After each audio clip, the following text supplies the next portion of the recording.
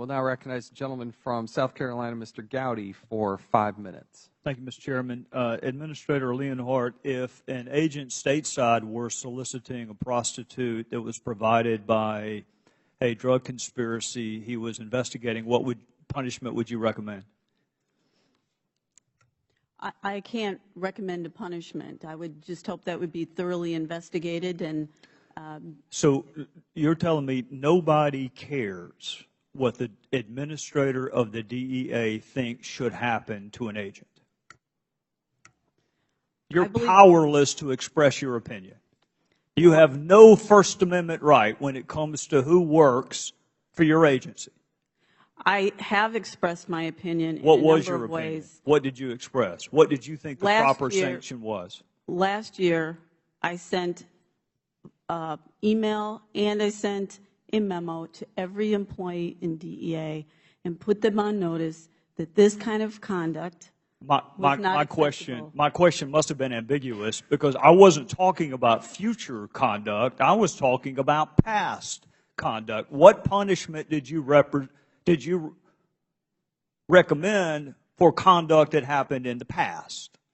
Under the civil service law, I cannot recommend a penalty. I can't intervene in the disciplinary process. I can't even make a recommendation. What does it take to get, what would it, hypothetically, what would it take to get fired as a DEA agent? Because the agents I used to work with were worried about using their car to go pick up dry cleaning.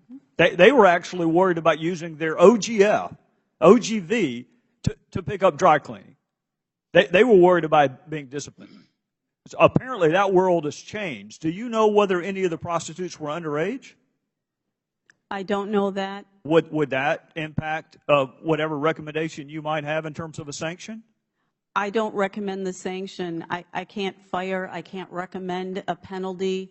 There's a guide that the deciding officials abide by, and they have a penalty guide that they look at. And the penalty guide for this kind of activity is anything from reprimand to removal. How about security clearance? Do you have any impact over that, whether or not an agent has a security clearance? No, there's adjudicative guidelines, and that has to be adjudicated by the security people. What power do you have? You have to work with agents over whom you can't discipline and have no control, and you have no control over the security clearance. What the hell do you get to do? What I can do is build on and improve mechanisms to make sure that the outcome is what we believe the outcome should be. And that is what happened in Cartagena. That is what's going to happen moving forward. Inspector General Horowitz, I find that stunning. Let me ask you this. Did the agents know that the cartels were providing the prostitutes? What we found, Congressman, from looking in the file was that they should have known, given their trained law enforcement agents, and they were dealing with corrupt law enforcement, local law enforcement, that was providing them with the prostitutes as well as the various gifts. Were they supposed to be investigating these cartels? They were. So they are receiving prostitutes from cartels that they are supposed to be investigating. And she can't fire those agents. You agree with her? She can't fire them? I think as a matter of Title V, she can't directly intervene and fire them. I do think one of the concerns we outline in the report as to DEA and the other three agencies is how they adjudicate these cases. They undercharge them in some instances. And so at DEA, for example, sexual harassment, if you're charged with that, there's only one punishment: removal. But if you're charged with conduct unbecoming or poor judgment, which isn't even actually a category, then you've got a range of penalties. And so one of the issues, as you know as a former prosecutor, is how you charge the case. And that has a consequence. Well, Mr. Chairman, I don't know what would need to be done, but I, like my friend from South Carolina, find it stunning that you can solicit prostitutes. Administrator Leonhardt, do we know whether any of the prostitutes were underage? Do we know whether any of them were part of any human trafficking rings? Because the Bogota case happened a decade ago, there were no interviews of prostitutes. On the more recent one, the Cartagena one, it did not identify an age for the prostitute involved.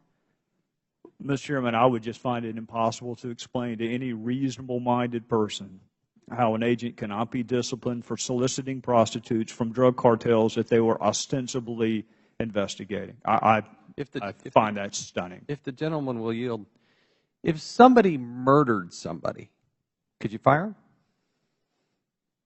If someone murdered someone, there would be criminal charges, and that's how they'd be fired. But if they were, could you take away their security clearance? The Office's security programs can review security clearances and take their clearances, just as they did with the 3 agents in the Cartagena incident. Gentleman from South Carolina. The gentleman, yield for just a second.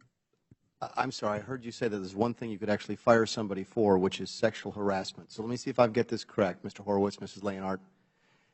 If I flirt with a coworker in the office and that constitutes sexual harassment, I can be fired, but I can take an underage hooker from a cartel I'm investigating and you can't fire me. Is that what we're talking about here?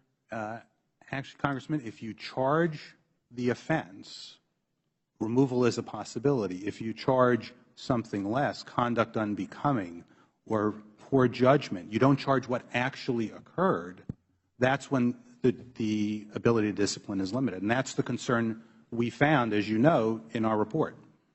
Thank you. Thank the gentleman, both from South